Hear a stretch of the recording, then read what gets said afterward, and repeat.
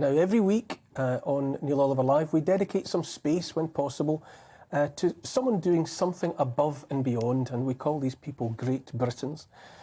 This week, our Great Britain is Julia de Cadenet, founder of the charity No to Dog Meat, which campaigns for an end to the slaughter of dogs for use in food and also medicines. Regular viewers to this show will know you never have to wait long before there's another canine charmer.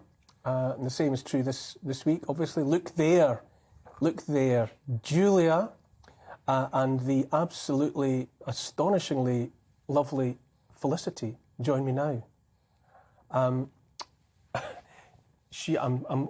quite overawed by Felicity's presence in the studio, Julia. But it's a serious subject. Tell me about the campaign, the effort that you make. Well, we started about 10 years ago, and our mission, which obviously we're not alone in, is to work to end the use of dogs and cats for food and fur. So I had never intended to start a charity or a cause, but having witnessed the dog meat trade by myself in China, I thought I would try to do something about it.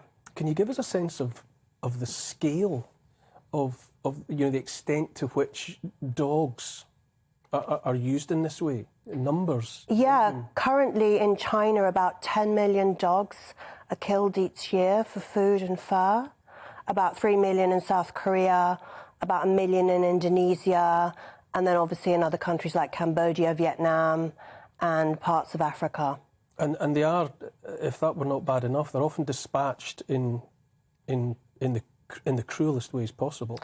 They are, because many, like Felicity, are either former pets or they've come from breeding farms, and when they're no longer wanted, they're either packed into trucks and sent down to the Yulin Dog Meat Festival or other dog meat markets, or they're taken to the slaughterhouse where they're brutally skinned alive.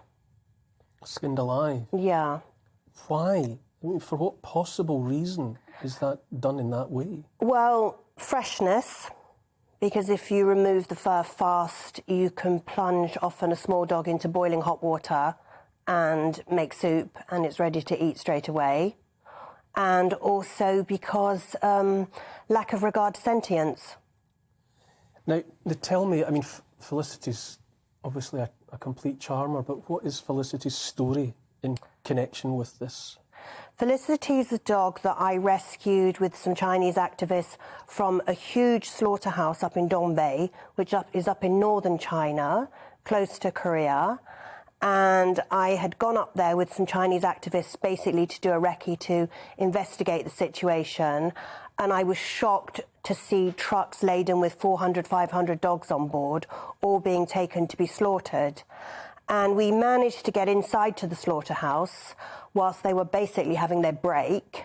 There was about 17 dogs left, Samoyeds and also an Old English sheepdog. Felicity was hanging up, which is why her tail is missing, because when we rescued her, the butchers just cut her down by her tail. And we took them back to our shelter, which we founded south of Beijing.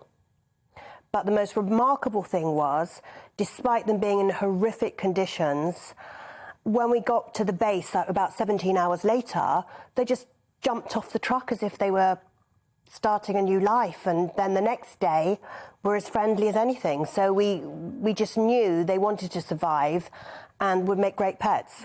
And so, are you in the process? Do you repatriate or do you bring dogs out of that situation? We do. As many as you can. Yeah, we do. We have about 500 now in our shelter in China, which is a lot of dogs, and it's been really hard during the pandemic because before we had so many students and people travelling back and forth to China who could bring the dogs back for us through Europe. And now, of course, flights have been suspended, but we're hoping to start bringing them again spring, summer onwards. Is there any realistic hope of ever seeing an end to this kind of trade and this kind of use of dogs in those parts of the world? Do you have any support on the ground? Well, we have a lot of support on the ground. In fact, it really is due to the brave activists who are just people like you and me who we raise calls. If we see a truck on the highway, we raise a call through the Chinese social media, and it's ordinary members of the public who come on their cars and help us push the trucks to the side of the road and rescue the animals. And many of them end up in prison because obviously it's illegal interception on the highway. Protesting is forbidden, so there's a lot of restrictions on that. But there is a big shift and a big change in how people view animals. And we've, of course, had many promises from the Ministry of Agriculture that they're going to address the situation based on Western pressure. But we believe change is going to come from within. Yeah. It's such a distressing story to hear about. You know, as you say, when you found Felicity, she was actually, she was as close to being butchered as it was possible to be. It's devastating for a culture like ours with the kind of relationship that we have with dogs and with cats. You know, to hear that there are those numbers of animals being put into those situations and treated that way is just unthinkable. Do you find yourself in harm's way? You know, when you try and get in the way of this business, are you ever under threat yourself? Yeah, I have been under threat myself. I mean, when you stop a truck on the highway, we are literally pushing the truck to the side of the road with our cars. So that's dangerous. And when you climb on a HGV truck laden with cages, you can be pushed off, you can fall off, that's dangerous. And we're not a great friend of the police either, so that's dangerous. And then when you finally rescue the animals, they might bite you out of fear, so that's also dangerous. And I'm just, I can't help but notice the counterpoint that Felicity is making to such a serious story. She is.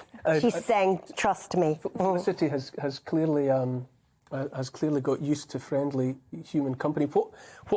Is there anything that we can do in our part of the world to help support what you're endeavouring to do? Yes, there's lots, because when we started our small charity, it's actually run by volunteers. So we have a motto called No Action Too Small. So we encourage everyone. For example, today is amazing because we're on the media, we're raising awareness like this. We always encourage people to join us. We'll be at Crufts next week, so we have volunteers coming to the stand. We sell our merchandise, we raise awareness at public events so people can make the connection between their pet and a dog which is identical to their pet, which could be skinned. If anyone wants to donate to us, we're always very grateful because we have lots of hungry mouths to feed. And, of course, everything from sponsoring a dog, adopting a dog, fostering a dog, or just any skills you have, social media. If you're a lawyer, you can help us write legislation. We welcome everyone from all walks of life. Julia, as a dog owner and a dog lover myself, I doff my metaphorical cap to you. I think it's heroic what you're doing, putting yourself into those situations in challenging parts of the world. But on behalf of all those of us who have dogs in our lives, I absolutely regard you. Look at Felicity.